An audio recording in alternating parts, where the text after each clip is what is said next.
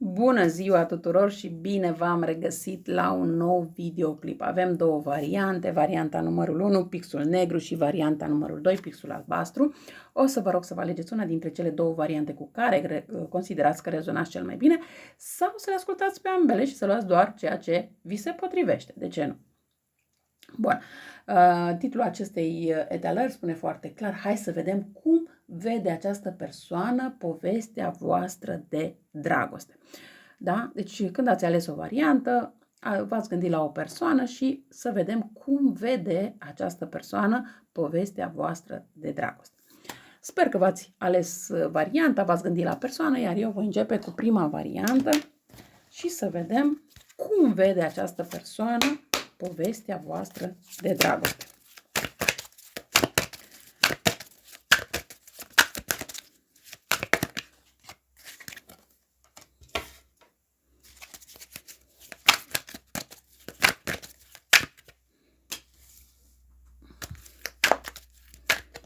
Cum vede această persoană povestea voastră de dragoste?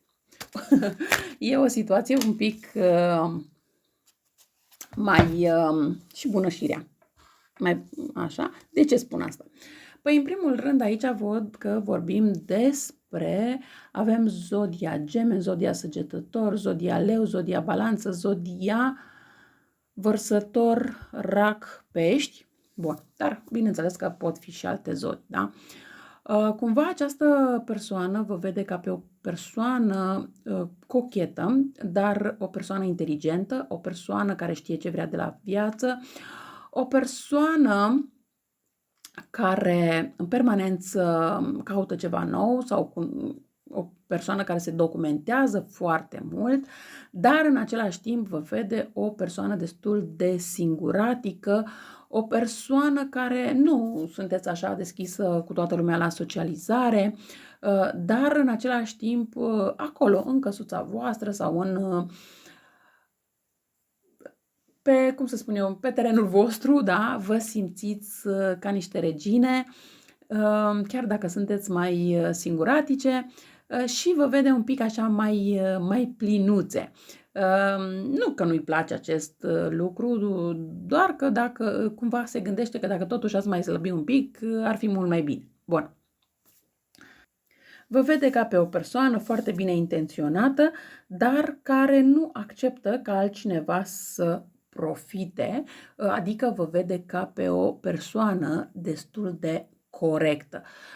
Da, această persoană are o atracție specială față de voi, se simte atras, se simte bine în compania voastră, dar în același timp se simte și destul de confuz. Se simte confuz de ce? Pentru că se gândește parcă mi-e greu să cred că am întâlnit persoana potrivită. Mi-e greu să cred că această persoană nu o să mă înșele, nu o să mă mintă, nu o să mă trădeze și așa mai departe, cum am văzut în jurul meu. Și atunci această persoană are această confuzie în legătură cu voi. Se gândește poate că uneori voi purtați o mască. Această persoană cred că încă, indiferent de cât timp sunteți împreună, încă nu a înțeles că acesta este felul vostru de a fi. Încă se mai așteaptă ca voi să reacționați diferit, ca voi să nu mai fiți atât de bune, atât de calme, atât de empatice și cumva se așteaptă ca să cumva să fie rănită din partea voastră. N-ar fi nimic exclus ca în următoarea perioadă să vă trimită și un mesaj în care să vă spună toate aceste frici ale sale în legătură cu voi sau să vă spună că pur și simplu parcă nu-i vine să creadă că a întâlnit persoana potrivită. Poate că acest mesaj nu vine neapărat din partea persoanei la care voi v-ați gândit, poate vine cumva într-un mod indirect, adică să spune altei persoane, după care persoana vine și vă spune vouă sau pur și simplu postează ceva pe rețelele de socializare în așa fel încât voi să înțelegeți toate aceste lucruri și toată această confuzie pe care o creați în viața acestei persoane. Această persoană uneori se simte, nu că neapărat că se simte, dar vrea să se țină blocat într-o anumită situație. Vrea să se țină blocat, nu știu, poate la locul de muncă, vrea să lucreze mai mult, poate și acasă, dacă își găsește ceva de lucru de făcut, încât să nu se gândească atât de mult la povestea voastră de dragoste, pentru că îi este frică să nu se termine. Îi este frică că într-o bună zi se trezește și voi nu mai sunteți persoana pe care a întâlnit-o, persoana pe care a cunoscut-o, persoana de care s-a îndrăgostit. Dar hai să vedem cum vede în continuare această persoană povestea voastră de dragoste pe mai departe. Hai să vedem cum vede această persoană.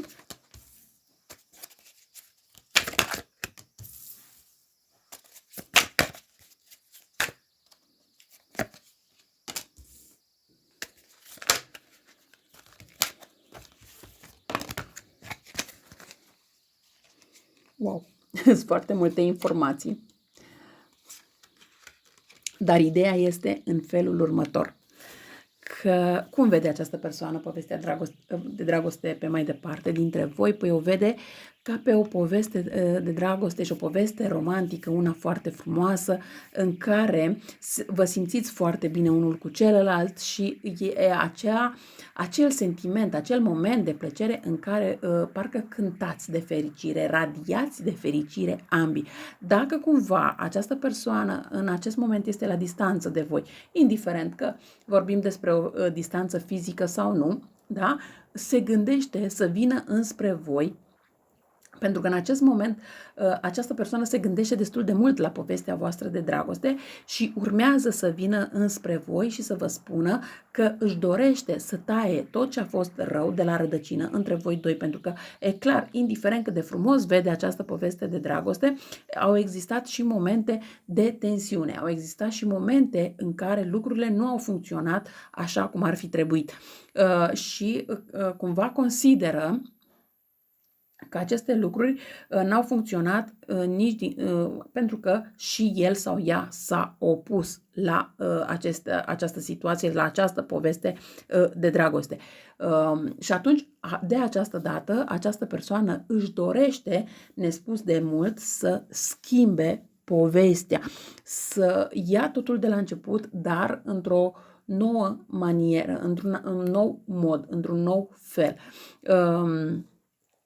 Dacă până acum această persoană a stat mereu în gardă, a fost mereu, a pus niște ziduri între voi și el sau ea, a pus niște limite, acum vrea să dărâme zidurile respective și vrea să trăiască această poveste de dragoste frumoasă dintre voi doi pe mai departe. Își dorește, nespus de mult, ca această poveste de dragoste să continue și uite că își dorește să aducă echilibru, să fie un sentiment frumos între voi doi. Dacă voi sunteți cumva zodia de foc, care cumva mai răbufniți, sunteți mai gălăgioși poate, uite că își dorește să stingă acest conflict, e ca atunci când ceva ia foc și vine cineva cu apă să mai stingă din foc, da? Deci această persoană vine să tempereze lucrurile dintre voi doi. Voi, într-adevăr, nu știți la ce să vă așteptați pentru că ați avut foarte multe lucruri, au existat foarte multe lucruri negative între voi și această persoană și cumva stați în gardă, dar și nu lăsați momentan garda jos, dar în funcție de cum vedeți că această persoană creează această energie benefică între voi și el sau între voi și ea, lăsați și voi garda jos.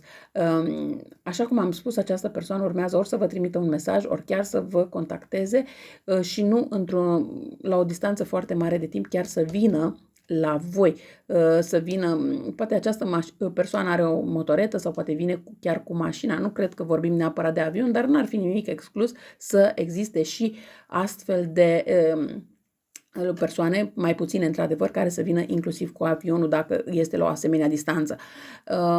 Dar se mai poate întâmpla, chiar dacă nu este la o distanță fizică, să vină și să într-un mod destul de imprevizibil, într-un mod destul de alert, să vă zică, uite, m-am hotărât, de astăzi vreau să schimbăm lucrurile, vreau să facem, sau poate chiar nu vine să vă spună într-un mod direct, dar va încerca să facă anumiți pași, iar voi trebuie să fiți foarte atenți sau atente la pașii pe care îi face persoana respectivă. De ce? Pentru că chiar dacă face pași mici, dar îi face pași pentru viitor, pentru viitorul vostru, dar vrea să vadă și din partea voastră reacția. Pentru că dacă această persoană face pași mici, iar voi nu reacționați cum ar trebui, da? Această persoană se va retrage din nou. Da? Deci aici un pic trebuie să fie atenție din partea voastră, pentru că această persoană a văzut potențial în povestea voastră de dragoste și vrea să o continue.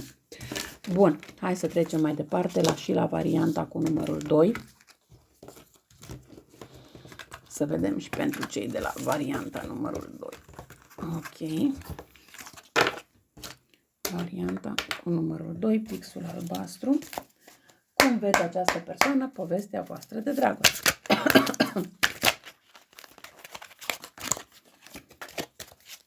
Cum vede această persoană povestea voastră de dragoste? Mă scuzați. Cum vede această persoană povestea voastră de dragoste?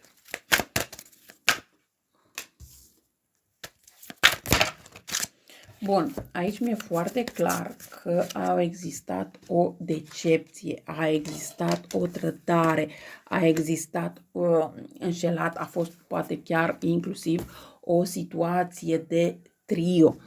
Însă, a fost o situație, vorbim despre zodia Balanță, vorbim despre zodia Rac, Scorpion, Fecioară, Capricorn,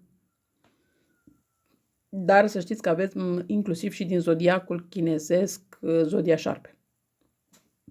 Bun, dar este și varianta că această persoană s-a purtat cu voi ca un șarpe. Aici, să știți că această persoană se gândește să vină la voi, aici, pentru că clar a existat situație de trădat, de înșelat, de mințit și așa mai departe și cred că v-ați separat deja de această persoană, dar da, această persoană se gândește să vină la voi și cred că va face ceva pași acum în următoarea lună de zile sau în luna aceasta, dacă nu, în maxim 2 luni de zile, această persoană vă dă un semn.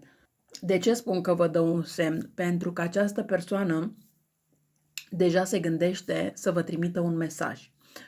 Deja se gândește cum să scrie mesajul. Sub ce formă să-l scrie. Pentru că e suficient de conștient sau conștientă că dacă nu face mesajul cum trebuie, voi nu mai acceptați în viața voastră această persoană.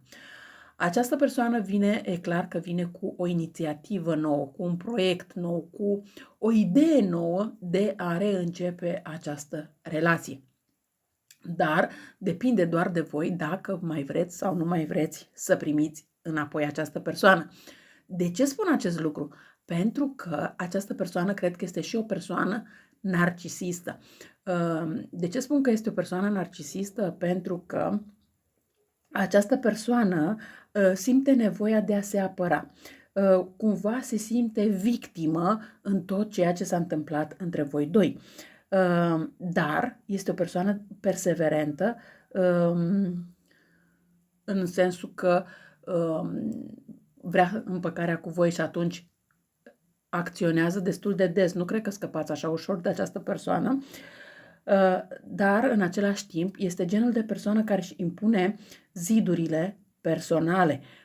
De ce spun că își pune zidurile personale? Pentru că este genul de persoană care critică, este genul de persoană care spune, ok, vreau să ne împăcăm, dar de fapt tu trebuie să faci ce spun eu și cum spun eu și când spun eu și așa mai departe. Nu prea vă dă voie să vă exprimați așa cum voi vă doriți. Ca și sentimente, persoana nu vrea să pună sentimente în relația voastră și chiar se detașează din punct de vedere emoțional, tocmai din cauza asta, și este genul de persoană care caută alternative. De ce se întoarce la voi? Păi se întoarce la voi pentru că voi îi asigurați un anumit confort și atunci normal că se întoarce. Dar pentru că e conștient că nu găsește altă persoană care să îi asigure confortul pe care îl asigurați voi. N-ar fi nimic exclus ca voi, dacă îi spuneți acestei persoane, hai să ne căsătorim, hai să facem copii, hai să, nu știu, să facem ceva împreună, această persoană să vă spună, nu m-am gândit, nu vreau în acest moment, nu putem acum, sau să mai spună ceva de genul, ok, lasă că mă sfătuiesc cu familia mea și vedem după dacă sunt și ei de acord ca noi să facem un copil sau să ne căsătorim sau lucruri de acest gen. Adică această persoană, chiar dacă vrea să pară detașată de familia sa, că nu ține cont de persoanele din familia sa, să știți că ține cont foarte mult, indiferent de relația pe care o au, chiar dacă este una bună sau una mai puțin bună. Iar voi în această situație vă simțiți judecate, vă simțiți blocate, vă simțiți ca și cum nu reușiți să aveți acea relație pe care poate voi v-ați dorit-o.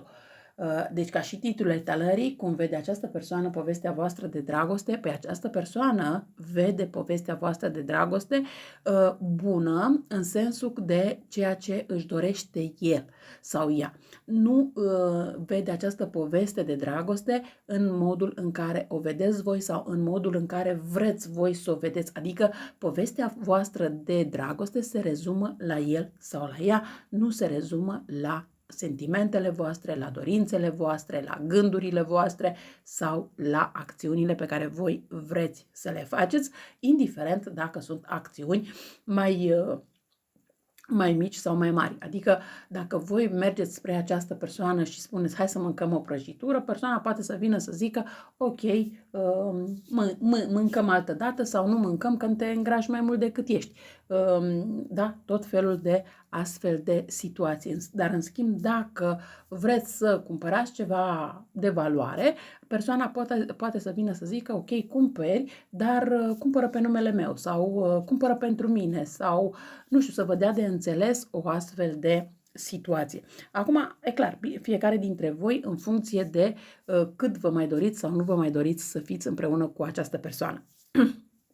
Ideea este că foarte curând voi veți sesiza de pe rețelele de socializare de fapt intențiile acestei persoane, adevăratele intenții ale acestei persoane. De ce? Pentru că această persoană, chiar dacă pune o melodie a voastră, chiar dacă pune un mesaj pentru voi, o fotografie cu voi, din cuvintele persoanei, dacă le citiți cum trebuie, veți sesiza că poza respectivă sau cântecul respectiv este doar pentru a vă atrage înapoi în viața sa, pentru că mai apoi începe cu, vă dați seama că persoana va începe cu critici și așa mai departe. Voi trebuie să fiți în următoarea perioadă foarte atente la cum comunicați cu persoana respectivă. Chiar dacă sunteți blocați pe rețelele de socializare, cumva, persoana respectivă va avea grijă ca un anumit mesaj să ajungă la voi. Aici, chiar dacă, să zicem, persoana vine și vă zice, uite, astăzi vreau să comunicăm, să ne spunem tot ce avem de spus, dar într-un mod calm, într-un mod frumos. După ce începe, într-adevăr, într-un mod calm, dar se termină într-un mod destul de agresiv și nu doar că se termină într-un mod destul de agresiv, dar inclusiv trece la șantaj.